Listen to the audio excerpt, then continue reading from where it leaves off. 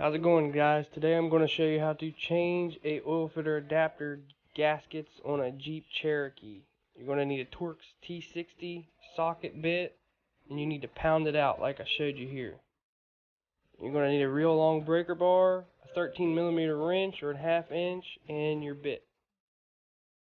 And this is where it's leaking. You can see it leaks pretty bad. It was leaking all over the ground. It's getting pretty bad. But you want to go ahead and stick your bit up in there. Make sure you get all the dirt out of the bit. Go ahead and stick your bit up in there. Take your 1/2 inch wrench. That's what I use because it fit tighter. Stick it on the bit, kind of close, so it's not wobbly.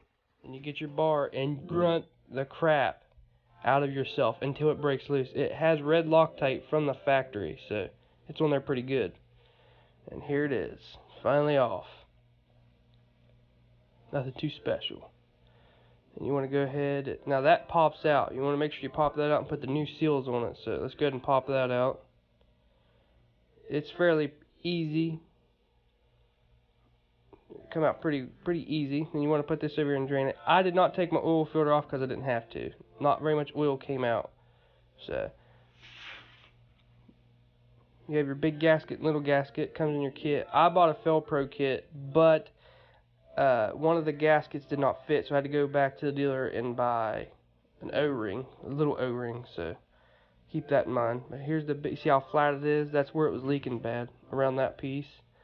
You gotta go ahead and take these off. These are kind of hard to get off if you never really worked on anything before, but it ain't too bad. So just take your little screwdriver, pry it up, then pull it down. You got your big fat one. That one goes on top. And you have your littlest one, because you'll have two gaskets. Mine did anyway, and it will go right there in the middle to seal it off. So it's not hard. Just pry it up, push it off. Pretty much common sense, really. So then I took a screwdriver and did this like so. Just pry it off around there. It comes right off, no problem. Then you put them back on reverse style. But mine was leaking pretty bad. I let it go, and finally I was using so much oil I could not, I had to get it fixed. So I recommend going to the dealer and getting these parts. They have them right there in stock. They always have them in stock. So go ahead and go to the dealer instead of your parts store, your local parts store. Alright, you want to clean up your housing a little bit. I just clean the inside, and you stick it back on. And I really didn't have no problems. I didn't have no leaks. That oil's from where the oil come down the side of the valve pan gasket earlier, and I fixed that. So if you guys want to see more Jeep videos, just like and subscribe.